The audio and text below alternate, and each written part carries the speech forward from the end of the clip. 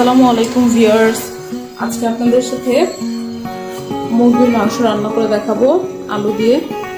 তো এই জন্যে আমি 2 টেবিল চামচ তেল নিয়ে নিলাম। তেলটা একটু গরম হলে আমি এখানে পেঁয়াজ দিয়ে দিব।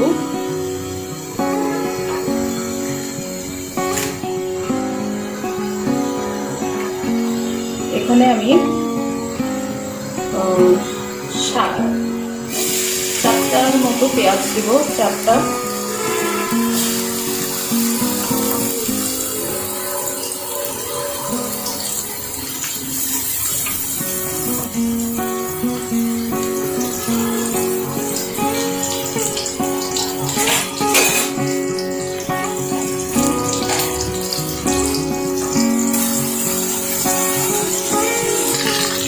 পেঁয়াজটা নরম হয়ে আসলে এখানে মুরগি এবং আলুটা এই পেঁয়াজের সাথে ভাজতে থাকবো।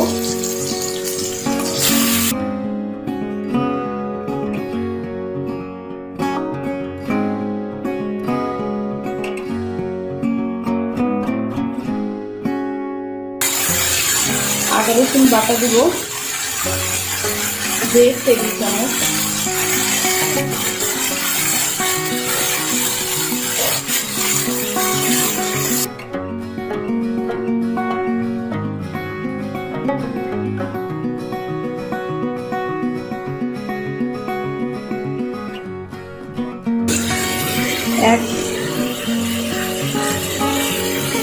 এক টেবিল চামচ মরিচের গুঁড়ো দিয়ে দিব।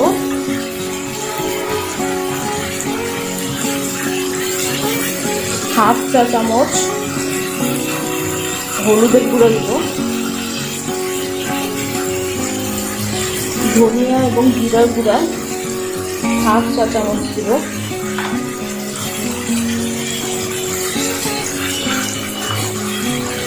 এবং রাঁধুনি যে মাংসের মশলা আছে সেটা দিয়ে দিব সামান্য পরিমাণে।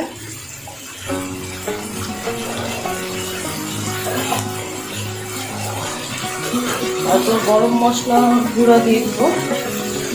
গরম মশলা মানে সব রকমের মশলা মিলানো, এই যে এই মশলাটাতে এলাচ, দারচিনি, জয়ফল, জয়ত্রী সব আছে, এটা দিয়ে দিব।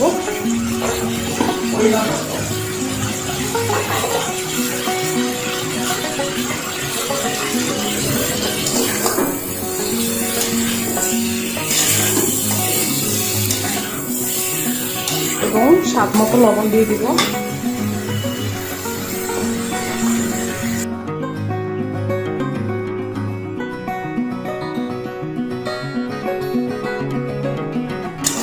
এবার এখানে পরিমাণ মতো আমি গরম পানি দিয়ে দিব। আপনারা নর্মাল পানিও দিতে পারেন, আমি তাড়াতাড়ি করার জন্য গরম পানি দিয়ে দিচ্ছি।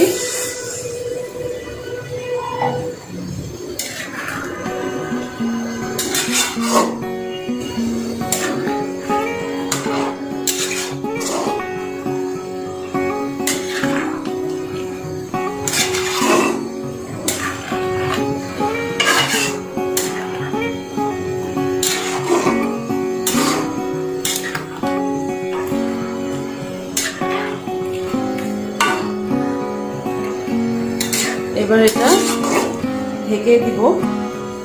পানিটা শুকিয়ে আসলে তারপর অল্প অল্প করে আবার পানি দিয়ে কষাতে থাকবো।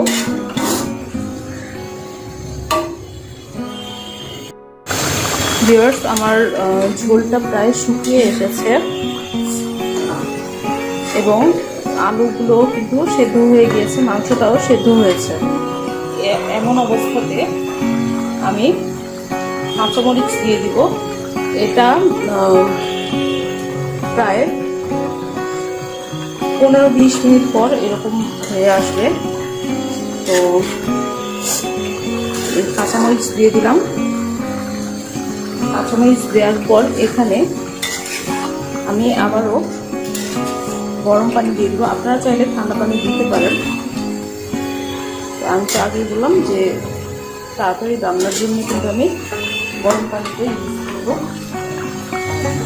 তো আমি খুবই সামান্য পরিমাণের গরম পানি ইউজ করব।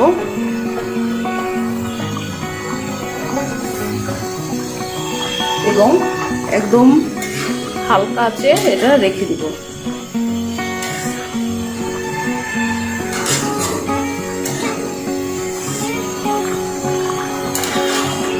আচ্ছা, এতক্ষণ কিন্তু একদম হাই হিটেই ছিল, মানে মিডিয়ামের চেয়ে একটু বেশি হিটেই ছিল। এখন লো হিটে রেখে দেব 8-10 মিনিটের জন্য, তাহলেই কিন্তু এটা হয়ে যাবে।